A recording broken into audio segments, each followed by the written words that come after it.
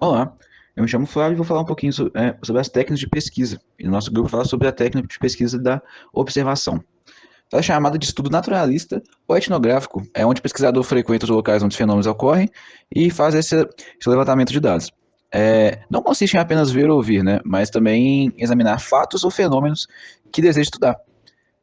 É utilizado na pesquisa de campo com abordagem qualitativa e pode ser usado também na pesquisa conjugada com outras técnicas ou só ela mesmo, né, como uma forma exclusiva. Essa técnica de pesquisa auxilia o pesquisador na identificação e obtenção de provas a respeito de objetivos sobre os quais os indivíduos não têm consciência, mas eles se orientam no seu comportamento. Ou seja, faz o pesquisador ter um contato mais direto com a realidade. A participação do observador é bem importante, né? Assim como a duração das observações. Ele vai ter que planejar e observar. E esse procedimento científico é, deve ser bem confiável, né, para a pesquisa ser bem planejada e ser submetida a uma verificação e controle de validade e de precisão também.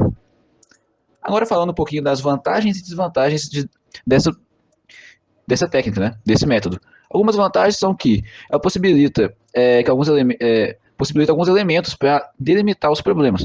Ela favorece a construção das hipóteses. Ela também aproxima das perspectivas dos sujeitos, né? Ela é útil para descobrir aspectos novos e também para obter dados sem interferir no grupo que ela estuda. Também permite que a gente colete dados em situações de que não é possível a comunicação. Ela apresenta um meio direto e bem satisfatório para a gente estudar uma gama bem grande de fenômenos. Ela exige menos do observador do que as outras técnicas que a gente estudou. Ela depende menos da introspecção, né, ou da reflexão, por ser mais baseada em dados. Ela também permite que a evidência de dados que não são constantes, né? Mas também, por outro lado, também tem desvantagens nesse método, que algumas são a presença do pesquisador pode acarretar, né, em alguma alteração no comportamento do observado. Então vai destruir a espontaneidade dos seus dados. O observado ele vai ter a criar impressão favorável ou desfavorável no pesquisador. Então pode ter o que é chamado do juízo de valor, né? Pode ter também uma visão distorcida pelo envolvimento, né, ou da parte do observador ou do observador, e pode ter também fatores imprevistos, né, algum fator que pode ocorrer aí no meio dessa observação. Alguns aspectos também da vida cotidiana particular não pode ser acessada, né, e também se os registros não forem bem organizados, pode ser que vai ter uma interpretação subjetiva, porque vai depender da memória do observador. Bom, olá pessoal. Agora eu vou explicar como que essa técnica é utilizada da observação.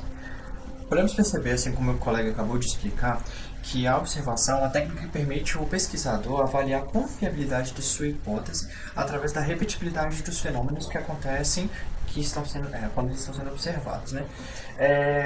Isso torna uma ferramenta importante porque ela evita vieses na pesquisa, algumas informações que não podem ser aplicadas como uma cultura ser diferente daquela que já é conhecida pelo autor, ou por ele não conseguir comprovar, né, que essa técnica se repete, e por causa disso ela não se aplica a esse meio.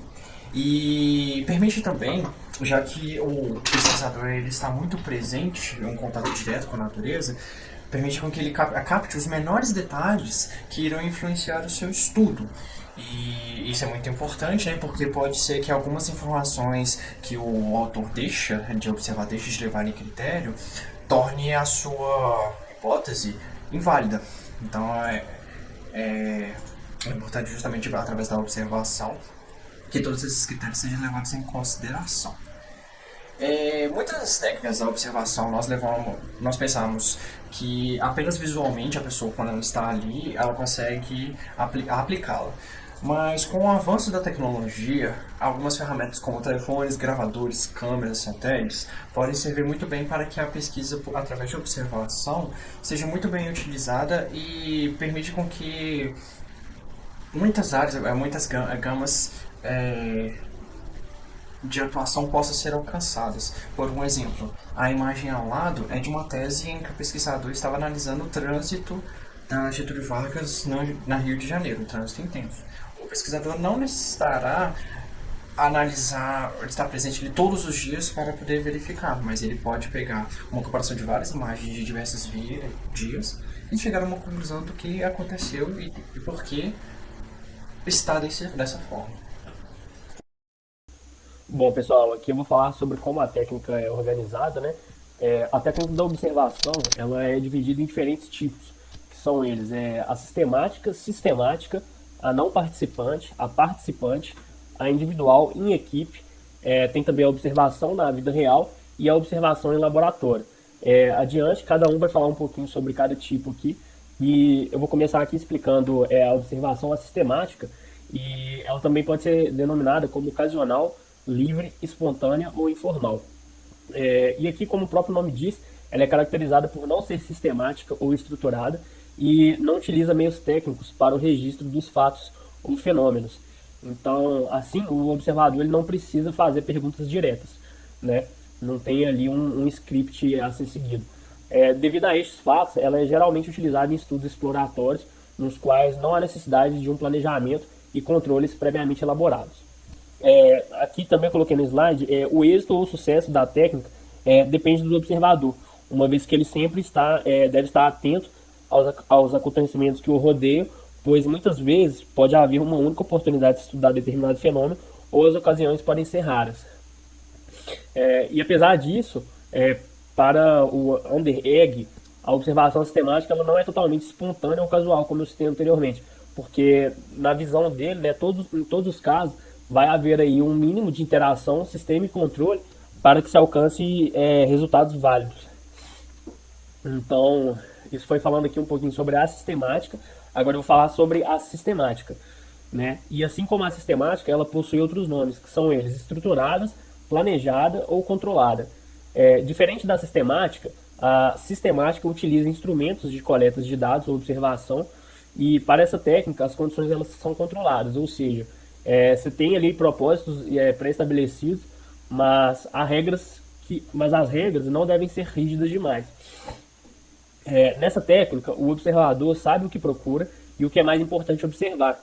Então, para isso, ele deve ser objetivo, reconhecer possíveis erros e eliminar a sua influência pessoal ali na observação. E agora eu vou falar aqui um pouquinho sobre os instrumentos que são utilizados, que podem ser quadros, anotações, escalas ou dispositivos mecânicos, né? São alguns exemplos aí de instrumentos utilizados. Então, isso é a observação sistemática. A próxima modalidade de observação, como apresentado por Laconi e Marcatus, seria quanto ao lugar de realização do experimento de observação. Ela pode ser realizada na vida real, que é o trabalho em campo. E normalmente são quando as observações são feitas, e dessa forma se registra os dados à medida que eles foram ocorrendo, espontaneamente, sem uma preparação muito grande. E essa é a melhor ocasião para o registro, exatamente no lugar onde o registro ocorre, onde o evento ocorre, perdão. Porque dessa maneira você reduz as tendências seletivas e a deturpação na revocação. Você não tem que se relembrar do evento para assim poder registrá-lo e os acontecimentos. Dessa forma, você obtém melhores registros. Em seguida, a gente tem a outra classificação possível, é a observação em laboratório, que é aquela em que o evento ele é reproduzido ou produzido ou reproduzido em laboratório. E dessa forma, você tem condições cuidadosamente controladas. Entretanto, diversos aspectos, muitos deles importantes da vida humana, não podem ser observados sob essas condições idealizadas. Então, não é todo tipo de estudo que de fato é possível ser feito em laboratório. Muitos só podem ser feitos na vida real. E também, até certo ponto, ele tem um caráter artificial, justamente por causa dessa reprodução em ambiente controlado. Você está tirando muitas interações que podem acontecer no ambiente real, muitas que às vezes você nem mesmo prevê. Entretanto, e dessa forma é importante estabelecer essas condições o mais próximo do natural, para reproduzir de fato o experimento mais próximo do que ele seria no ambiente original. Mas sem que sofra influências indevidas. Por exemplo, apesar de que eu disse que às vezes há coisas que você vão interagir que você não esperava, caso você queira estudar um fenômeno isoladamente, você quer isolar ele dessas outras interferências. Então isso é algo necessário. E muitas vezes essa influência acontece mesmo pela mera presença do observador, ou até mesmo pelo uso dos seus aparelhos. Que, ironicamente, o uso desses aparelhos adequados é justamente quem possibilita a realização de observações mais refinadas, do que só usar seus sentidos. Em determinados tipos de áreas de ciência, a gente nem mesmo vai conseguir fazer isso, na verdade, né? Tem coisas que não se consegue observar meramente com os sentidos humanos. Temos também a observação não participante e participante. Na observação não participante, o pesquisador ele toma contato com a comunidade ou o grupo estudado sem interagir com ele, A gente pode dizer que ele presencia o fato sem participar. Ele não se deixa envolver pelas situações. Ele tem o papel de um espectador que assiste tudo de longe. Já na observação participante, o pesquisador ele entra em contato com a comunidade e se confunde com ela. Muitas vezes é acusado até de ter uma certa tendência devido a isso. Sendo que ainda dentro da participante temos de duas categorias. A natural, onde o observador já pertence à comunidade em que ele está investigando, e a artificial, que no caso o observador ele integra-se ao grupo com a finalidade de obter informações. Temos a imagem ao lado de um pesquisador sendo integrado artificialmente a um grupo de aborígenes na África, a fim de estudá-los e entender seus costumes e tradições. Bom, e por último, temos as duas técnicas de observação que são simples de serem entendidas, que é a observação individual e em equipe. Segundo Lakatos, a observação individual compõe em apenas um pesquisador, onde ele realizará o seu trabalho e terá sua personalidade projetada no seu trabalho, como uma desvantagem, porque ele pode influenciar a sua objetividade, mas também isso pode ser uma vantagem, visto que ele pode aprofundar-se no tema em específico, sem precisar da influência da opinião de outras pessoas para que ele conclua o seu trabalho.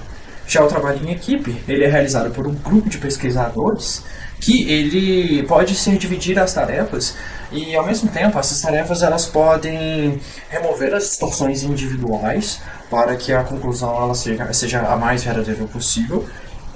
Pode ser implementado visões de áreas diferentes, não precisa necessariamente ser as pessoas trabalhando em um mesmo curso ou estudo de uma mesma área, e também pode ser implementada uma rede de observadores, como, por exemplo, pessoas de diferentes países podem estar trabalhando no mesmo tema, no mesmo trabalho. E a técnica de observação não é algo puramente teórico, ela realmente é empregada em estudos reais, nas mais diversas áreas. E isso a gente pode ver, por exemplo, nesse estudo. Ele trata dos comportamentos de comunicação em hospital, sob tratamento de uma hipótese de que o sistema de saúde ele sofre de grande ineficiência, tanto devido a pobres práticas de comunicação, quanto à própria infraestrutura utilizada para a comunicação. Dessa maneira, para avaliar essa hipótese e tentar identificar padrões comportamentais de comunicação nesses trabalhadores da saúde, que eles são baseados em ambiente hospitalar, o estudo fez o seguinte, com essa metodologia. Durante pouco mais de 3 meses e meio, em 1995, ou seja, um estudo relativamente antigo, o Hospital Frenchay Trust, na cidade de Bristol, ele tinha um corpo médico equipado com pages de rádio e telefones fixos nas enfermarias. O page de rádio acompanhava os médicos, né? Esses 8 fisicistas que foram voluntários para participar do estudo foram acompanhados, do inglês shadowed, que é literalmente ser seguido o tempo inteiro como sua sombra, mas sem nenhuma interação. Eles foram acompanhados durante os deveres de rotina, de 2 a 4 horas, por 2 ou 4 horas pelos pesquisadores. E os pesquisadores mantinham registro dos acontecimentos, mas os participantes também estavam com microfones que registravam suas falas. Dessa forma, foi possível fazer até mesmo a comparação entre o que os observadores viam e o que realmente estava de fato ali sendo registrado, né? Também com a comunicação entre os médicos. E esse foi o estudo. É mais pra gente ver aí que é uma observação não participante, como está evidenciado no subtítulo do slide. Mas uma observação muito importante, que ela inclusive é deixada meio baixa no meio do texto, por assim dizer, é de que os observadores podem ter influenciado comportamentos observados. Eles aparentemente se comunicaram mais do que o usual porque eles sabiam do estudo, estavam cientes de que eles estavam sendo avaliados quanto a isso. Eles trazem uma importante conclusão. Mesmo sem participação ativa, a mera presença do observador pode vir a interferir no estudo, principalmente esse de natureza computacional, em que o objeto de estudo sabe que está sendo avaliado. Já como exemplo de observação sistemática, temos o estudo observacional de potenciais fatores de risco no erro da administração de medicamentos. Com perdão aí da tradução, né? A gente chega à conclusão de que esse estudo, ele utiliza observação sistemática, uma vez que ele utiliza dados registrados como hora e quantidade da dose de cada remédio ministrado nos pacientes, para poder avaliar com uma tabela ideal do horário verdadeiro que deveria ter sido administrado e a quantidade ideal de medicamento que deveria ter sido aplicada. A vantagem, por exemplo, desse método é que os participantes, no caso as enfermeiras, elas não precisam conhecer o erro, então elas se sentem menos, digamos, não incentivadas, né, se sentem menos indispostas a contarem que erraram, uma vez que elas não conhecem o erro. Meu nome é Pedro e eu vou apresentar um dos artigos selecionados pelo grupo para exemplificar o nosso método que estamos apresentando. Bom, o artigo escolhido foi a transmissão de energia sem fio através de concreto armado, usando circuitos ressonantes a frequência usual de rede, que é a frequência de 60 Hz. Então o artigo ele começa primeiro apresentando as principais formas de transmissão de energia sem fio que temos conhecimento hoje em dia. que é através da indução eletromagnética, circuitos ressonantes e ondas de rádio. E esse artigo ele vem com uma motivação para a utilização dessa tecnologia específica, que é através de circuitos ressonantes, porque é um artigo produzido por japoneses e lá a gente sabe que houve o acidente, né, da usina nuclear de Fukushima, e esses pesquisadores eles estão tentando criar uma proposta de como carregar os robôs que estão dentro da usina fazendo o trabalho de manutenção lá, sem expor a pessoa que vai carregar o robô à radiação. Então, com isso, eles pensaram em fazer uma forma de inserir no robô um dispositivo que você possa vir com um dispositivo através da parede para o lado de fora, e o robô encostaria na parede, esse dispositivo encostado na parede, ele recarregaria a bateria do robô. Na foto ao lado aqui, no slide 13, a gente pode ver exatamente a ideia por trás desse experimento. O que esses pesquisadores perceberam? A princípio, eles tentaram simular o problema, né, com um gap de ar. E eles fizeram uma espécie de transformador, né, só que cortado, normal, padrão, que a gente costuma ver na elétrica. E avaliaram a taxa de transmissão de energia. Porém, eles propuseram que talvez a variação do que é chamado de área magnética, nessa imagem aqui a gente pode observar bem o que é a área magnética, dos desenhos esquemáticos, a área magnética sendo essa região rachurada. Então eles tentam, né, variar essa área magnética e por algum motivo, sem alguma explicação prévia, algum fundamento matemático prévio, eles descobrem que ao variar essa área, eles têm um aumento na transmissão de energia.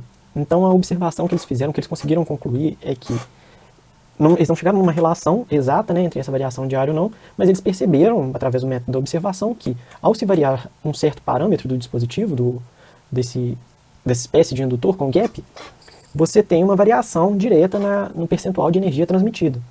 Então, essa foi a observação que eles fizeram, e eles fizeram vários testes, né, fizeram primeiro para o ar, depois para o concreto armado, e nos dois casos, a variação dessa área resultou numa melhor transmissão de energia. E chegamos então aqui nas propostas, né, que eles fizeram no final do artigo, que era criar um protótipo. Eles chegaram a criar um protótipo para fazer a validação, e as peças, né, do protótipo deles tiveram que ser pré-moldadas, né, porque eram formas de áreas muito diferentes das usuais, né, dos materiais ferromagnéticos. E eles constataram também, né, depois de realizar o protótipo, que os resultados reais apresentavam aqueles resultados simulados. Então eles propuseram, criaram ideias, abriram um leque de ideias para a gente, que é tentar aumentar, tentar achar uma relação, né, de uma área em que possa ter uma transmissão bem válida de energia, de potência, né, e que isso possa ser, de certa forma, a gente começar a criar agora uma tecnologia para fazer tipo, uma espécie também de tomada sem fio, para fazer em uso doméstico. Que seria você ter um dispositivo desse na sua parede e a partir do momento que você entrasse com o seu celular, que tem um dispositivo receptor, você ia poder carregar seu celular sem precisar de qualquer tipo de cabeamento. Só estando dentro do quarto, você ia estar carregando o seu celular. E para isso, talvez até encontrar uma relação entre essa área e a potência que está sendo transmitida, uma relação matemática, e encontrar um código, né, que é o que eu estou fazendo na minha iniciação, né, o que a gente pegou também, que foi a gente leu o artigo, observou as imagens, né, que o artigo tinha, e a partir dessa imagem a gente está tentando criar um código próprio para simular as mesmas condições que o artigo fez a simulação dele. Ou seja, a gente observou o artigo, pelas ideias propostas pela observação vinda do artigo, a gente está tentando criar um modelo matemático no software MATLAB para que a gente consiga simular esses resultados obtidos por esses pesquisadores. Bom dia a todos, me chamo Gabriel Sacramento, faço parte do grupo 01 e darei início à nossa conclusão. Introduzimos, conceituamos e dividimos os métodos de observação ao longo do nosso seminário.